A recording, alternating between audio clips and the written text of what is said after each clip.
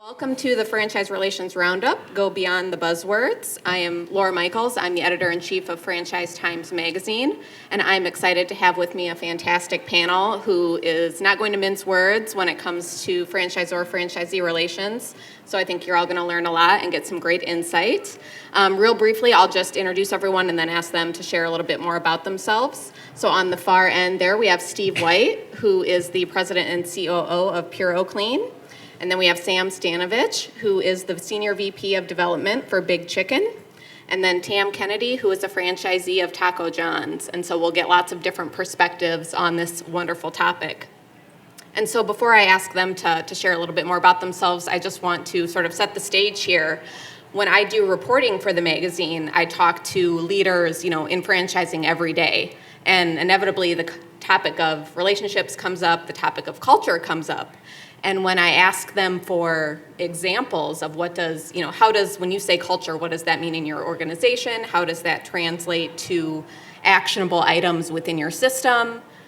They're sometimes at a loss for words because it's easy to say we communicate with our franchisees, we're transparent with our franchisees, but to actually put that into practice takes a lot of work, which you'll hear about from our panel.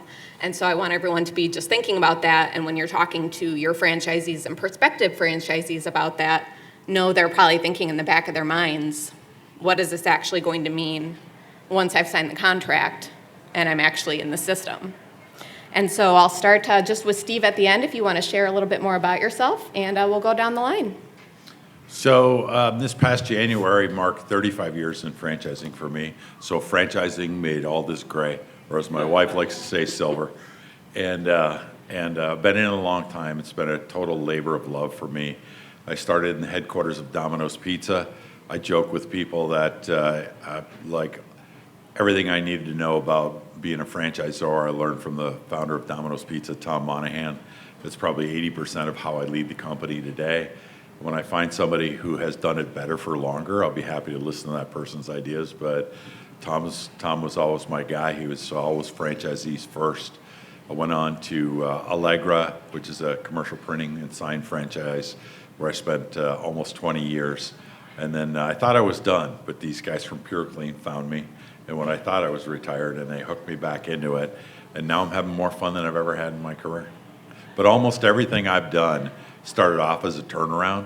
So we're talking about franchise relations and the extreme nature of communications and stuff. Almost every experience I've had started off very extreme. Go ahead, Sam. Well, good morning, everyone. It's nice to meet many of you. This is my first springboard, but I've been in franchising now on 7 years. Prior to coming to Big Chicken, I was an area developer and franchisee with Firehouse Subs. And then recently, as of June 1st, joined Big Chicken, which is a fast casual brand owned and created by Shaquille O'Neal, which creates a lot of interesting opportunities and a lot of interesting problems that we'll talk about today. But I'm happy to join all of you and glad to see people in living color.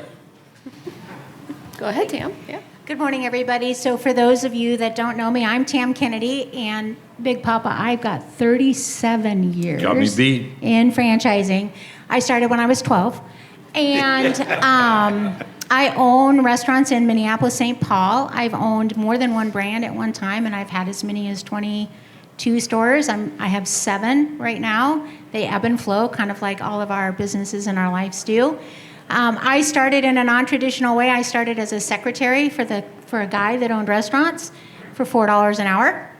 Worked my way up and bought the company 17 years later. So as you credit a lot of what you learned to the founder of Domino's, I credit most of what I learned from the 16 to 18-year-olds that taught me how to make tacos, because that was a requirement. If I wanted to buy the company, I needed to know more than just the administrative side. So I learned an awful lot working in the kitchens and learning from the people that actually do it. So that really forms how I lead and I manage today. Awesome. Thank you all. Well, then I wanted to start by asking our audience a question that maybe we'll see a lot of hand raise. I don't know. How many of you in the last 12 to 18 months have had a tense exchange or a tense relationship in your organization? Yep. So it's no secret that the pandemic has amplified a lot of the tensions between franchisees and franchisors, and also brought to the surface a lot of things that maybe had seemed unrelated to that relationship before the pandemic. And so I want to put this first question to our panel. With these intense relationship pressures amplified by COVID-19 and all the strain that has brought, how have you handled those tense exchanges, and what have you done to resolve some of those problems? And so, Steve, I'm going to start with you as our resident expert in tense relationships and turnarounds. Just thinking of an example or two from the last year or so, how have you handled a tense exchange, and how have you resolved it?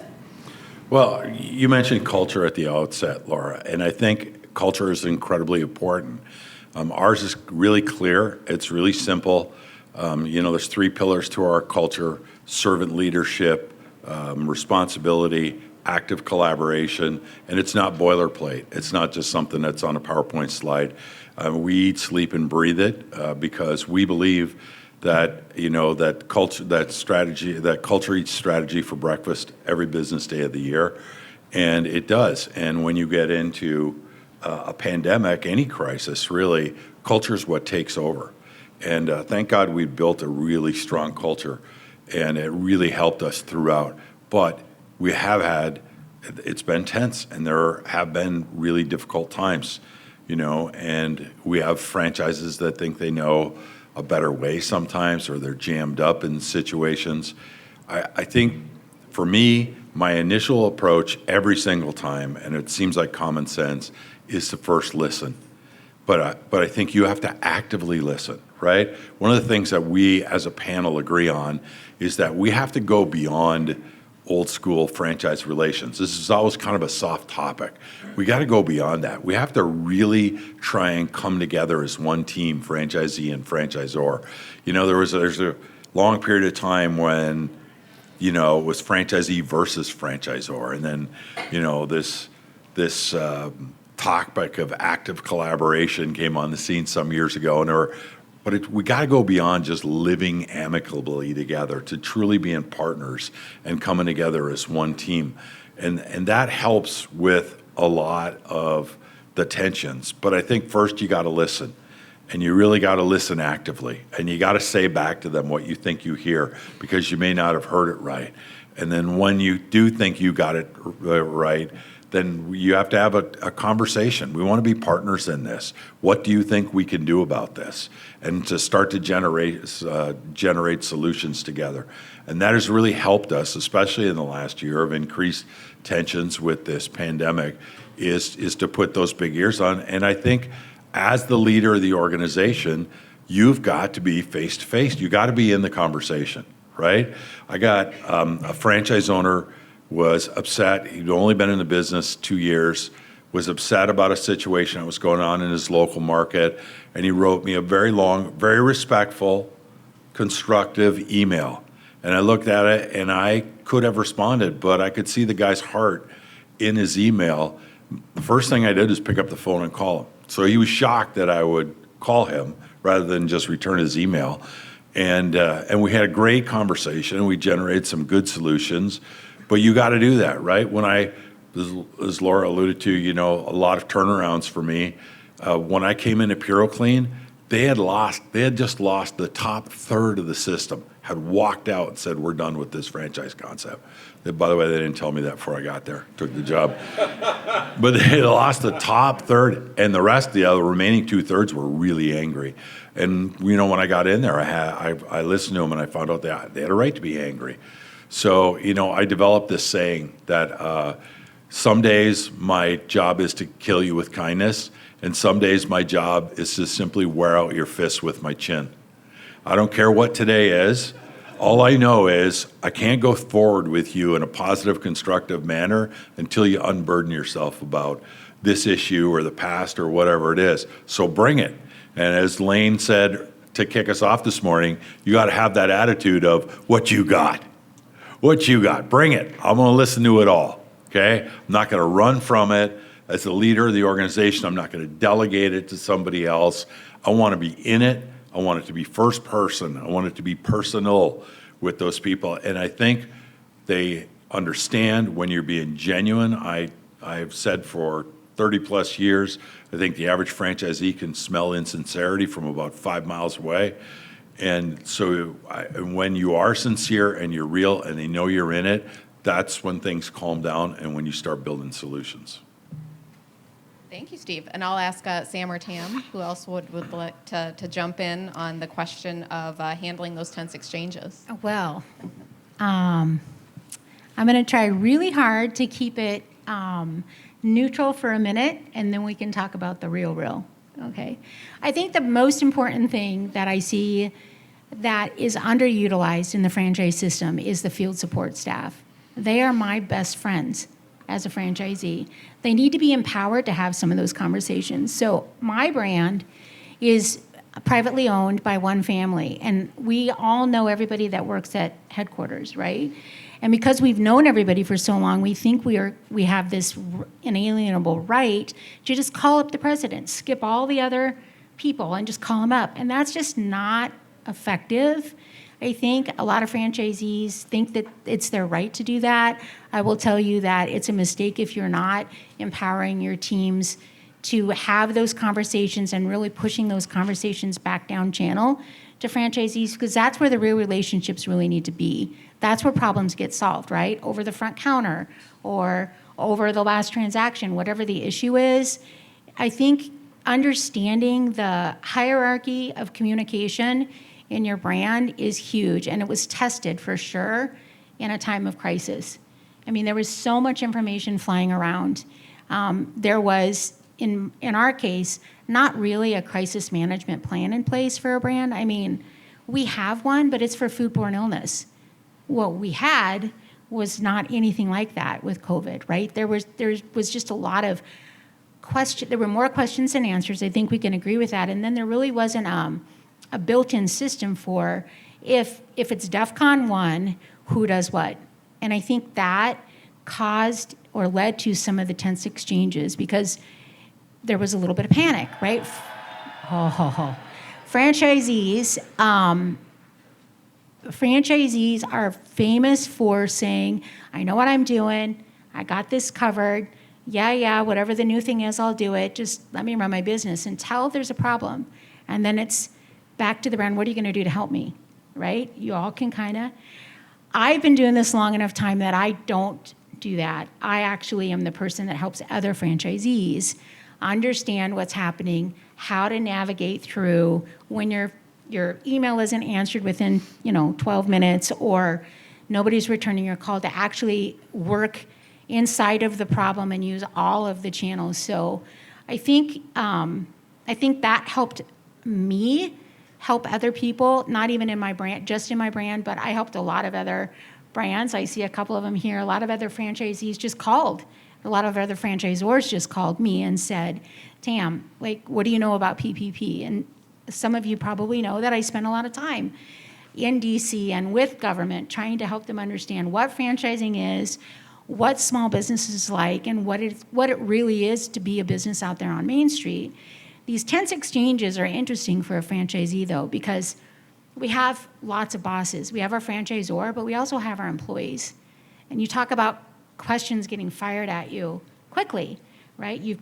I'm in the restaurant space. I have a lot of young people that work for me who have parents who know my phone number, right? Everybody wanted to know what is happening, right? So we also had to really whip into shape a really good strategy for dialing down the kind of the extreme rhetoric, I think, and really focusing on listening first and having some answers, or at least not pretending, if we didn't have the answer, not pretending like we did, but making a real fruitful effort to come up with some solutions and go get those answers. I think that served us well right at the beginning of the pandemic, and I think now for my brand, we learned a lot, and hopefully everybody here did too, the do's and the don'ts of crisis management. I mean, it's just not something you think to teach to your franchisees either. It's important that they know a crisis can manifest. It felt like overnight. It really wasn't, but it felt like it. And for those of you that sell a product, maybe not just a service, there's supply chain issues, there's staff issues, and it's still ongoing today. And we are looking to partner with a brand to solve that. So keeping the tension levels low it's been a 19-month process. Started way up here. So we'll talk a little bit more about that. Sam? Can I say really quickly, I agree with what you said about field support. When I arrived at Puro, we had one field support person for every 45 franchisees. It was a crushing load. Now we have one for every 25 franchisees. And each regional director has to plot out their 25 franchisees on a bell-shaped curve twice a year and meet with me and talk about where they all are. And they have to have a specific plan for each person who's on the lagging part of that to get them up and be successful. Well, I think to add to both sides of the conversation here is you have to cut through the emotions, right? Especially on the franchisee side. With all the pressures that they felt, whether, especially in the food side, was their business going to stay open? Was it going to be closed? To today, with the impact of supply chain, you have to almost over-communicate. You have to listen, as Steve said, pick up the phone, listen, get to that root problem. Because if you can get to the seed of what's really causing that frustration, then you can address it and move forward. But if you don't know what's really the seed of the cause, all the other issues are going to compound, and then they keep coming back at you every time something breaks down as you're a terrible franchisor, you're a terrible this, but we don't really know what's there. So I would say, to complement what my panelists also said, is really just break it down to that seed.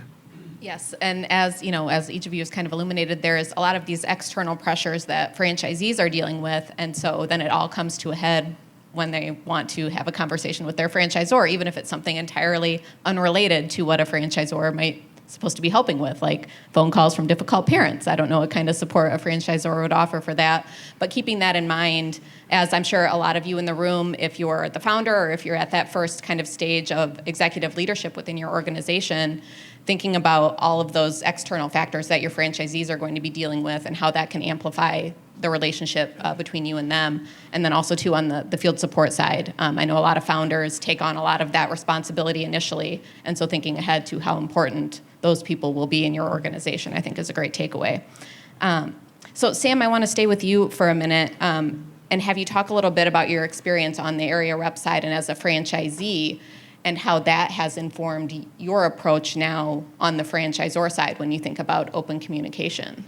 You know, it's very interesting because in the firehouse system, area reps also have to have the training restaurant, which is treated like a standard franchise. So you get to see both sides of the fence going, because not only do we directly deal with the organization, but then we have the franchise community in which we serve. So keeping those lines of communication and understanding and keeping the data flow. I believe the more ability that you have to create a culture of communication will improve what is going on. And for example, in the DMA that I had, we created this open text exchange where every day you would have a cycle of information and people could include anything. It was an open forum. And what it's done over 6 years is brought our franchise community super close together. And it would also allow for other stronger franchisees to support the younger franchisees in some of the frustrations and give people a opportunity to vent a little bit. So we monitor the string and we communicate with it, but we find that was been a huge shift in that perception and lessening the frustrations between the franchisees on both. So in that experience, we got to see both sides of the fence. Yeah, absolutely. And then to Steve and to Tam, I'll ask you for a specific example of something that your organization does or that you do that does foster communication, you know, and that you feel is worthwhile enough to keep doing. You go. Me go.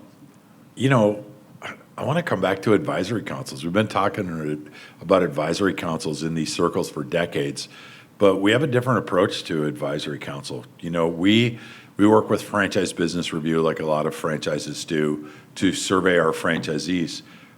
I position that about right now. We're ready to send the invitation out for the survey right now. And the reason we position it in the fall is because we are collecting information from all of our franchisees, and I want the results right before the advisory council meets in our offices. So we have fresh data coming in. And I present this section on the FBR results. And the first slide up is, here are the 5 things that you franchise owners rated us the lowest on. Okay?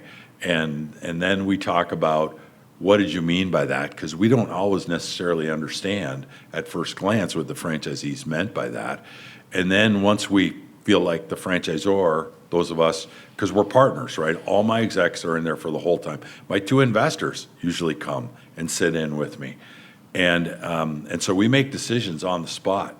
And the franchisees love that I don't have to go out of the room and seek investor permission. They're right in it with me. But once we understand what the issue is, then we say, okay, what can we do about this? And we start to generate solutions until we get it to a point where everybody agrees on the direction, and it's something that can go on an action log, which then gets published to every franchisee in the system, and then we update it 3 times, quarterly. We update it during the year, and then late in the year, each year when they come in physically, we start the process all over again. So that's how we are doing the listening part of the communication, where in terms of us communicating, I've noticed this year we hit a spot where we now communicate more information than any individual franchisee can consume.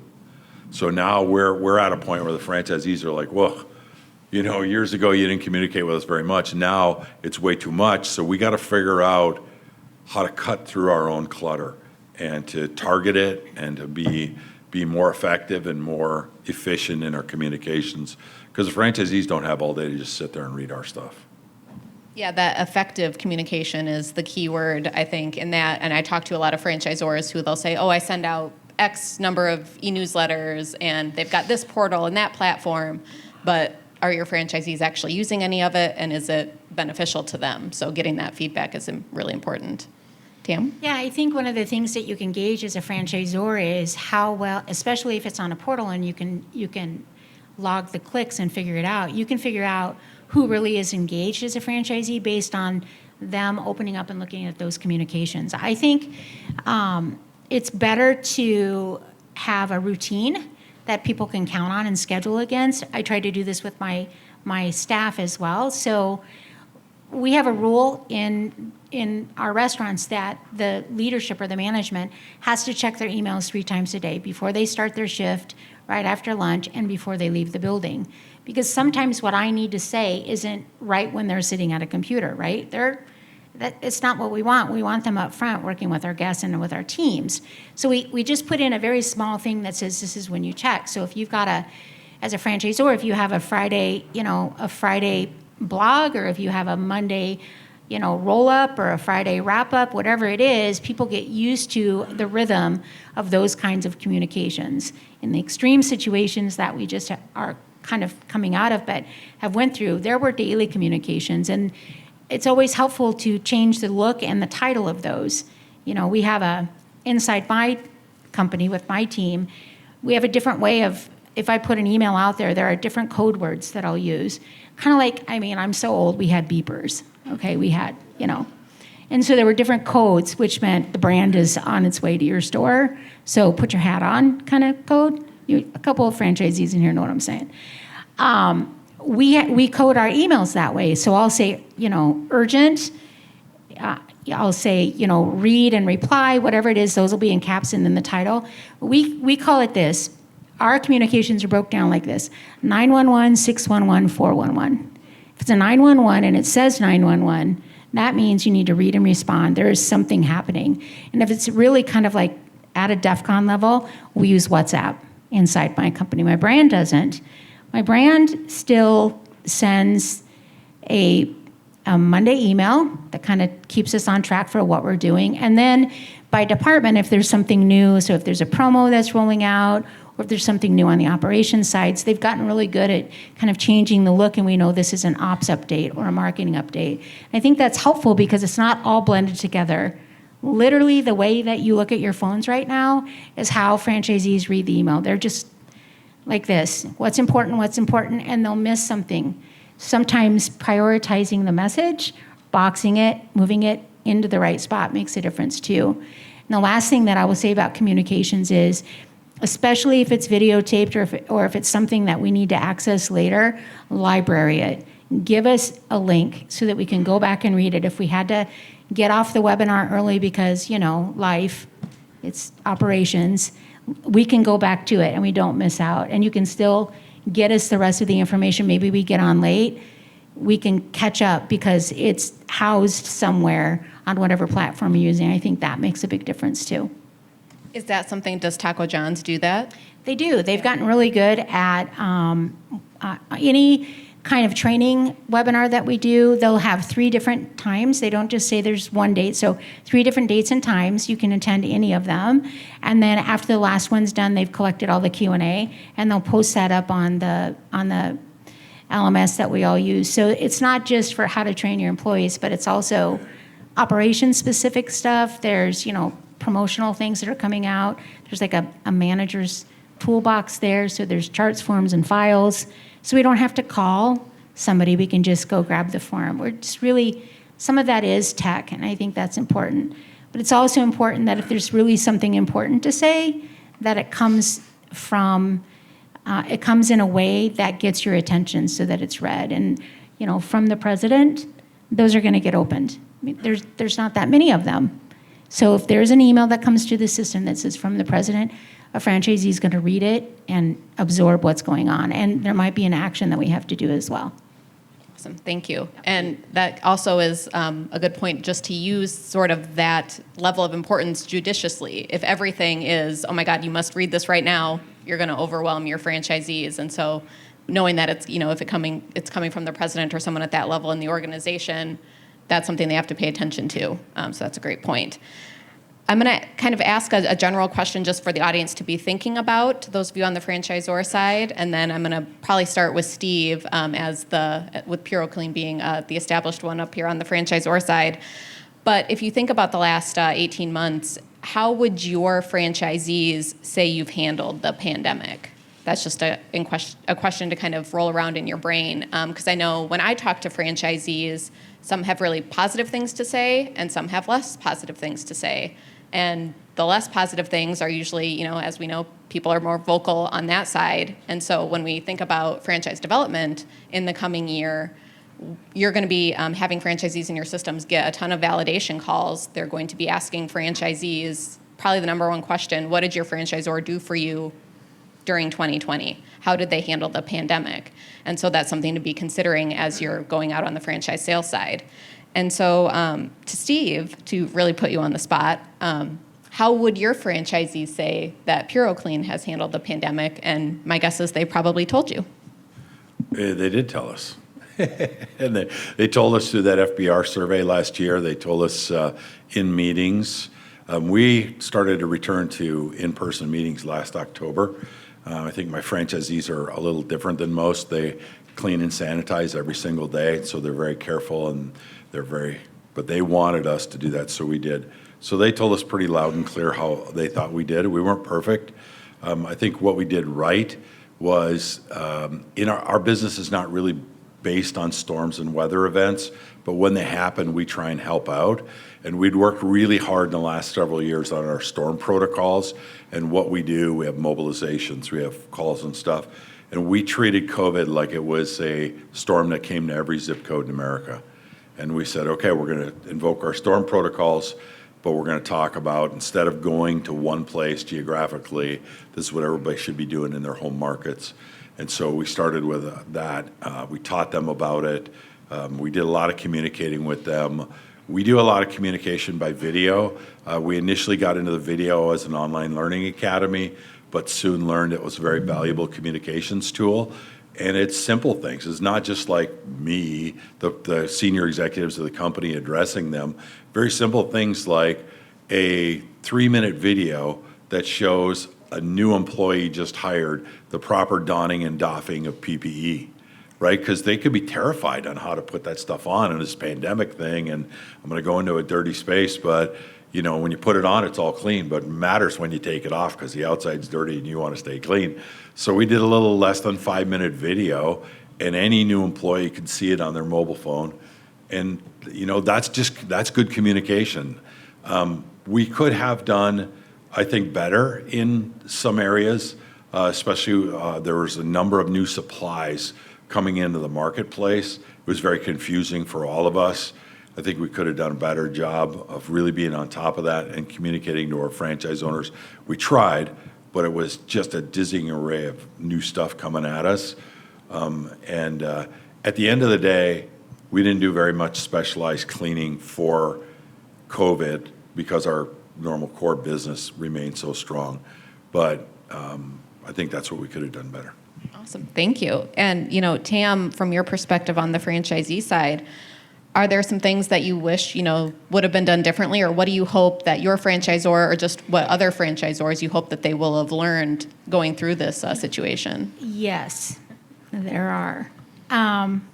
So I will tell you that prior to, I think it was referenced earlier, the middle of March, when kind of everything really reached that there's going to be an issue here, I was paying attention to it because I do watch what's going on globally. And I think this is hard, and it's going to go a little bit off track, but try to stay with me here. I watch global economies for a couple of reasons, mostly because I'm in the commodities business, right? Fresh ground beef, dairy, the sugar, what's happening in South America matters to me. I sell Pepsi. These are all things that make a difference on how I go to market with my product and what my prices are going to look like. And I mean, I work a year ahead. I work on cattle futures. I know that's a lot, but it's how I operate. It just is. It's always been that way. It's kind of strange. So I started recognizing that some things were kind of going off center in middle February. And so, being the franchisee that I am, I highly recommended to my brand that we pull down salsa bars. So salsa bars have ladles. And people, do you remember washing your groceries? Do you remember not touching anything for a long time? So salsa bars, like there's a sneeze guard, but really, is it really a sneeze guard? Mm-hmm. Lobbies were still open. We weren't sure. So I just said, look, I'm doing this. I said, all due respect, love you, been doing this a long time. We're going to start with some mitigation before it got bad. And I did. It wasn't popular. 3 days later, the rest of the brand did it. But I just said, look, we have got to be thinking about what we're reading here. And this was kind of fringe news that was happening at the time. But I just knew that my primary responsibility is not selling food. It's food safety. And for me, that means employee safety and customer safety. And as some of this news started coming out that things were getting bad and people were getting sick and that kind of stuff, we started with common touch points. And so before PPE was a thing, we had already started taking temperatures of our employees. We already had handheld thermometers. We have them in our restaurants for other reasons. We started a log. Now, certainly, it's gotten much better. We know what we can and can't ask an employee and where to, I always knew how to segregate health information, but we started really early on that. And I think that information helped the brand. The brand was a little slower to react because it has to make the decision for 400 units. I only had to make the decision for 8, or at the time 9. I only had to make the decision for 9. So I'm more nimble. And I think the word that we really missed a little bit was flexibility with our brand. Even when the supply chain things started happening, and they happened real early for us, we were told not to put up a sign saying, sorry, we're out of this product, or, you missed out. We're instructed not to let the consumer know that this product, we don't have it, whatever it is. And we're still there today. We have signs now today. We have stickers now today. But 2 years ago, do not put a thing anywhere on your menu board that said, we don't have this. So it was a flexibility issue, and no one knew how this whole thing was going to play out. But as a franchisee, kind of at the street level, we've got to deal with the customer saying, you have it on your menu board. What do you mean you don't have it? You think it's tense now. It was real tense with customers and employees trying to figure out how to vend our product and in most cases after we shut our lobbies, through the drive-through. You talk about collapsing communication, really not face-to-face, it's speaker to headset. Hard to get the personal exchange there, get all the information out when there's still kind of the unease of what was happening. So there was some flexibility issues in terms of what can franchisees do, what should franchisees do, and I think we're seeing that today. So Delta variant, depends on where you're at in the country. If you take the approach that your entire system is going to do something, you might be making a mistake. Some areas are not having outbreaks and are doing very well with the type of business that they have. And some have gone to a more, reserved or collapsed kind of operation platform, again, as a mitigation effort. That's where I'm at in Minneapolis. It's hard to say everything is one way, and that's what we want as a brand, and I love my brand. It's just when you have a problem like this, you have to figure out if half the country can get chicken and the other half can't, what do we tell our customers, right? This morning, it's orange juice again. There's no orange juice. I don't know why there's no orange juice. My customers don't care why there's no orange juice. They just want orange juice with their breakfast burrito. So there's a pivot thing that has to happen when you can't fully perform as a franchisee. And I think the brand learned a lot of lessons about listening to the people on the street, trying to get and keep their customers happy, keep everything going, and having to stay inside the kind of the guide rails of the brand. Well, and that leads me to a question that's not on my list or on your guys' list, but since you brought up the topic of flexibility within a system, and certainly within franchising, having those systems is core to the business. But how do you approach making those decisions for a section of franchisees that maybe need to deviate from the system a little bit? How do you communicate that with the rest of your system? Franchisees talk. They know that some might be doing things one way, some might be doing things a different way. How do you approach that in your organizations? Well, let's take a step back now and look at labor. We talk about products. Having enough people to even staff the operations. I mean, pre-COVID, if you closed your operation prior to the published hours, you'd get a default letter. Now, we're understanding and we're listening to the market, right? Because just a simple poll, how many folks here have fully staffed operations? Mm-hmm. Okay, a couple. We're going to have to talk to you to figure out how to do that, right? Because that's the human capital now has become the most challenging. But I want to take back and piggyback on the conversation that Tam was talking about on communication. How many folks in this room listen to a podcast or watch a video cast? All right, so as a franchisor, we talk about communication and going from the stone age of beepers, which I came from as well, with text communication in the beeper. How many of you are looking forward to creating your own podcast or video cast to give to your franchise community? Because a couple are already starting to think. You need to start thinking about your next generation of franchisee that's going to come in, right? They're going to have grown up with technology, and they're going to be used to it. And because you have the crossover now of lack of labor and trying to get folks to read emails, would it be much easier to send them a podcast on your own network of you recording it? Could it be more efficient, more effective?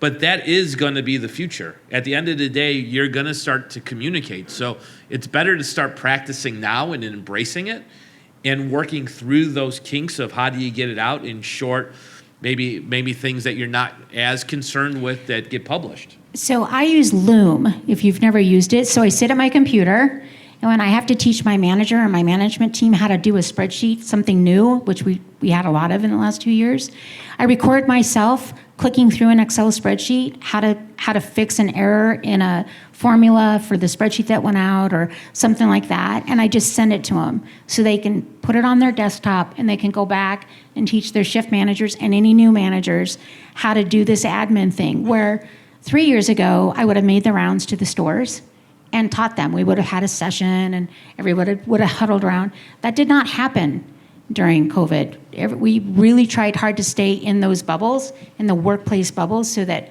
we could keep track of how everybody was doing and everybody's health. There wasn't, it's what we did. So Loom works. it doesn't have to be just for spreadsheet. It also can be, I mean, it's where you can be doing something on your computer and recording yourself doing it, so your face is at the bottom, and you can teach that way. So that helped me with downstream, try to take information from my brand and make sure that my managers, and most importantly, my new night managers, the 18-year-old kid, second job, doesn't really know what all of the paperwork situation is. It's another way to do that. So just wanted to share that.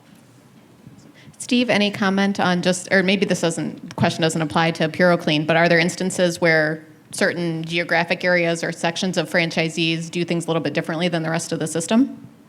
Generally not. We also suffer from the labor crunch. It's really hard. The job our entry-level technicians do every day can be pretty unsavory on some days, if you understand our business. And so it can be a real challenge. So more so what we have to do sometimes is prioritize the services. We do water damage, fire damage, mold damage, biohazard cleanup. And sometimes we have to prioritize and say, make sure you cover the water and fire with the labor that you have, and maybe let some of this other stuff go. But and that can happen geographically, but generally it happens everywhere. Okay, great. Thank you. Sam, I want to go back to you with this next question, and then Steve or Tam, feel free to jump in. But, Big Chicken, they've been operating company restaurants for a few years now, but have just started franchising not that long ago. I think you said it's been 100 days so far. Roughly, yes. Roughly 100 days with the strategic franchise program. And so when you think about this idea of culture and open collaboration, communication, what are you and the brand doing right now to sort of set that stage as you're bringing on franchisees? You're in a unique position with, the having Shaquille O'Neal involved and, managing kind of his image essentially in terms of who you bring on. But what are you doing right now to sort of set that stage? So the CEO and I were brought on early in the year, and it was interesting because our number one goal and objective every day is to protect the reputation and legacy of Shaquille O'Neal. Number two, it's to grow Big Chicken. So we have a really different way of looking at it because Shaquille's been a franchisee, and in sitting and talking with Shaquille, he's explained the good, bad, and indifference of his franchisors to us and what he liked and what he didn't like. The other thing that we have to manage is the fact that Shaquille has what's called a E-score of 100. And he's one of 24 folks in the country that have this E-score and reputation. And the last thing that Shaquille wants is somebody to come into the system and say Shaquille's an a-hole franchisor, right? Or we've got these problems, or he's just a poster child. So we looked at our strategy before we unleashed the franchise beast of what does the foundation go? What are our principles? How are we going to create this win situation and avoid? Now, we know we're going to have challenges, right? We're going to find the franchisee that's not going to agree with what we have to say and have those difficult situations. But how do we set the culture in the executive team day one? And that's what we worked on before we went to the next step of unleashing it, that we're all on the same page. As Steve talked about, we have our pillars. We created a foundation that everybody's working from, and we have one unified playbook on how we look at things and to create that win-win situation. So it's a very unique set of opportunity and complications all at the same time. And I think it's been great because, with Shaquille being involved in so many prior brands, he's got a lot of insights, right? He knows, and talking to his teams and how things worked, that we're taking that and using that as a learning experience to build that foundation. So I think creating the structure, the pillars, and then ensuring that everybody's on the same page moving forward, and we're going to be off and running. We'll come back in a year and report back on how things went. Yeah, I'd say to emerging franchisors, talk to franchisees of other brands and find out what they like and don't like about their franchisor, and then apply that to your business. So that would be, it's great to have that insight, for you and Big Chicken. To Steve and Tam, any comment that you'd want to share, maybe some advice in terms of setting the stage as an emerging franchisor for that open communication? Mine is don't talk about one franchisee to another franchisee in a negative way, ever. And in your corporate headquarters, make sure you're doing the same thing. Make sure that the conversations you're having, even about the most difficult situation with a franchisee, that those are moderated in tone and in content, and those conversations are happening privately and with respect to everybody involved. It only takes one person on your team to have that get out into it's fire. I mean, it's just fire. It's like high school, right? It gets out of control real fast if somebody on your staff is really disparaging a franchisee. It's going to get out there if you're not careful. So just remember that. I always say, remember that you pick them. You chose your franchisees, regardless of how things are going. Work through those difficult conversations privately and hold your team accountable for that privacy and respect, just like you want your franchisees to do when they work with you. That'd be the advice that I would give in terms of communication. As an emerging brand, you can't wait to do this some other day. You got to do it now. It's so important for you to establish culture and communication and transparency and integrity right off the bat. You have to do it now, and you got to step into it, and you got to step into it in a strong way. And it emanates from leadership. I mean, you want everybody to do it, but you have to set the tone as the key leader of the organization. Nobody gets a job offer to work on the Puroclean support team without having an interview with me. So I do not micromanage my executives. I'm not a better judge of accounting talent than my CFO. That's not what I'm doing. The only thing I'm doing in that interview is I'm setting culture. If they've never been in franchising before, I say, welcome to franchising. This is a team sport. There are no individual events here. If you're an accounts receivables clerk that could never possibly be asked to help with payables, this is not for you. It takes every single one of us on the support team to make successful franchisees. They are our top priority. We don't just serve them, we honor them, right? They are the reason that you have a paycheck. And that's what this is all about. And this is all about teamwork. And the culture at this point was, if you're not a team player, they will cut you out of the herd and you will die on the vine before I ever fire you, probably. But it begins with, I love you, they Steve. used to call this interview Steve Scare 'em Away interview, but because I didn't want people that were right or that were wrong for the business, right? I remember Zappos back in the day, after the first day or two of training, would offer people cash to quit because they didn't want to invest in them more if they weren't truly committed. So we don't offer cash. They just have to do the interview with me, and I try and scare them away if they're not right for the business. But it sets the tone from the very beginning, and the whole team are kind of true believers at this point, so people see it really fast.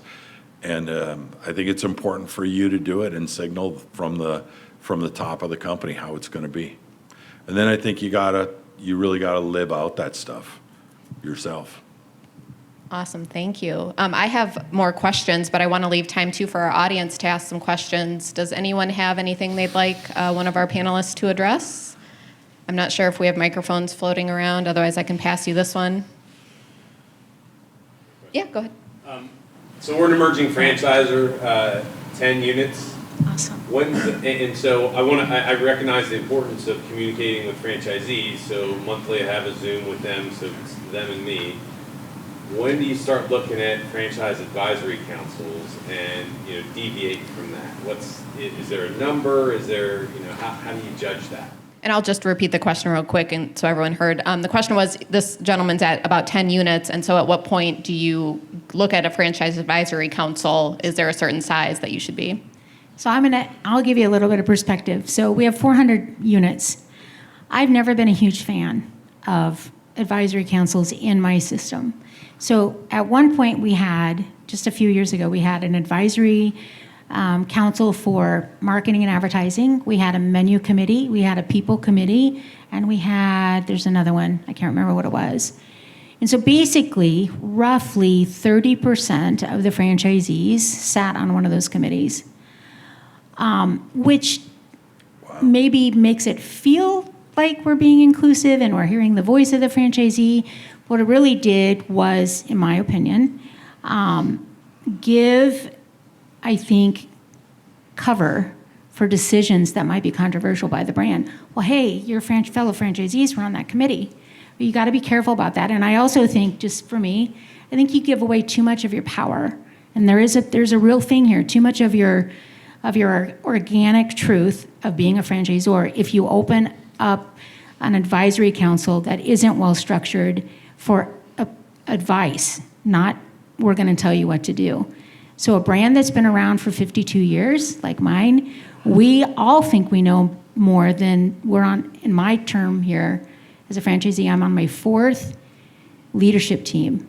Well, 2 of them are leadership teams, 2 of them are regime changes. There's a difference. You can tell which ones were hostile and which ones weren't. And so we stick, right? We're out there.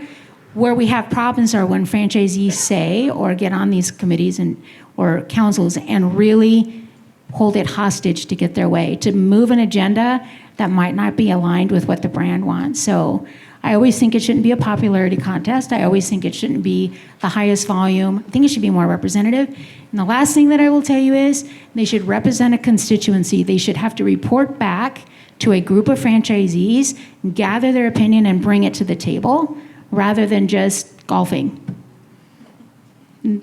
That's all I'll say. That's on really that. good. I think it's well said. I think they do need structure to be effective. And so all of my team know Steve's rules for advisory council, and they are, the old borrowing from 7 Habits of Highly Effective People. Seek first to understand before seeking to be understood. So put the big ears on and listen.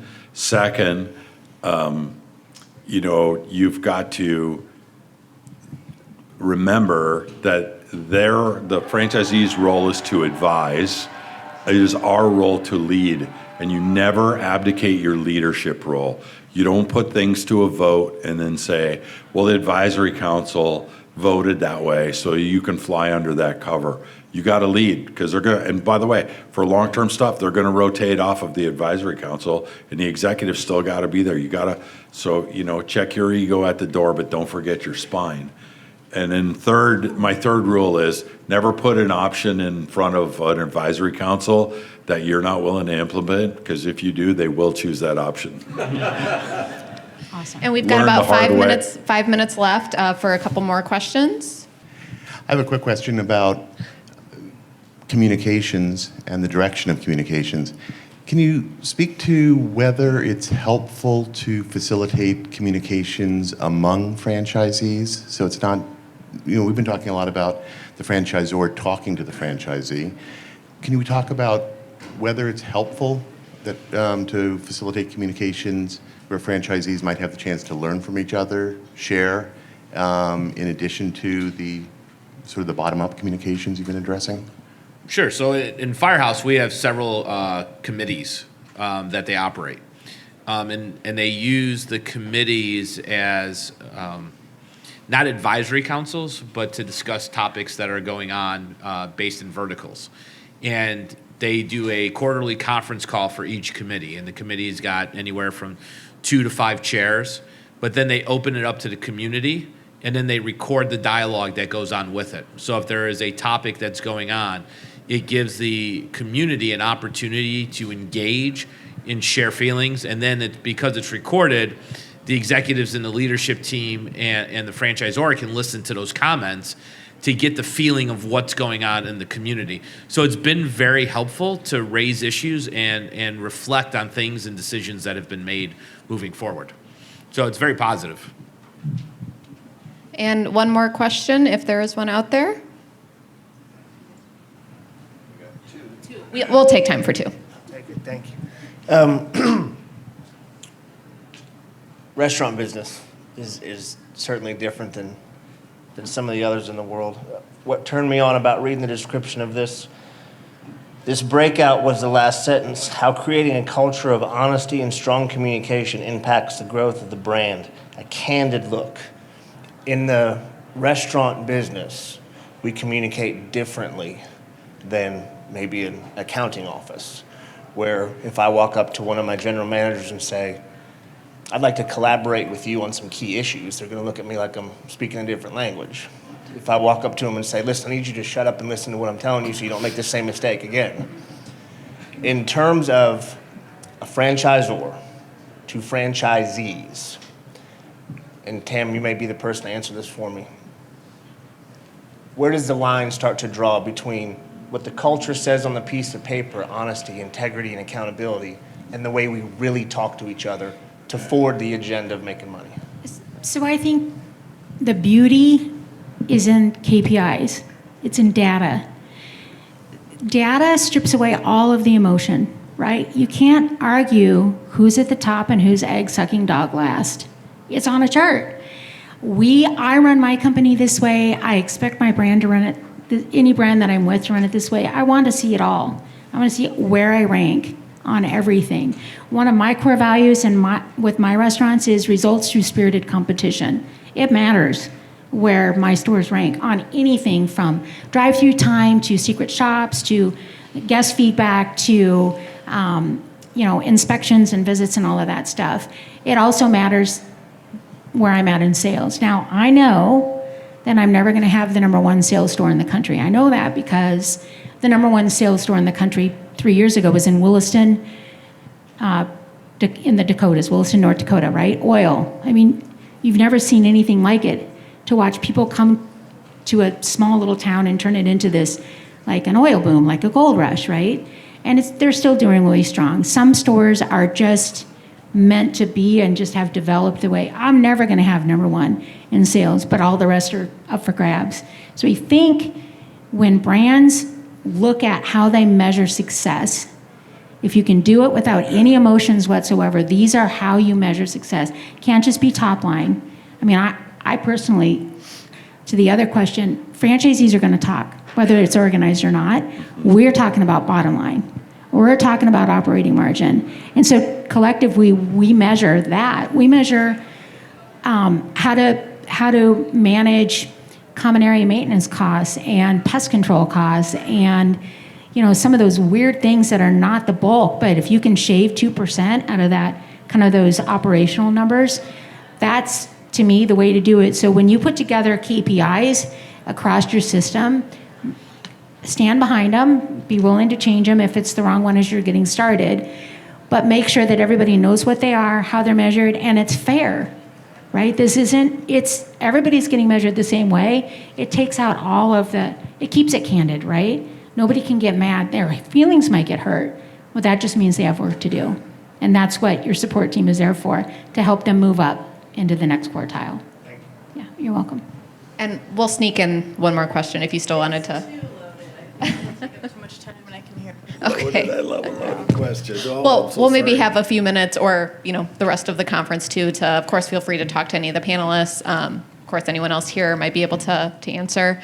I want to say thank you to Steve and to Sam and to Tam and to all of you for participating and listening.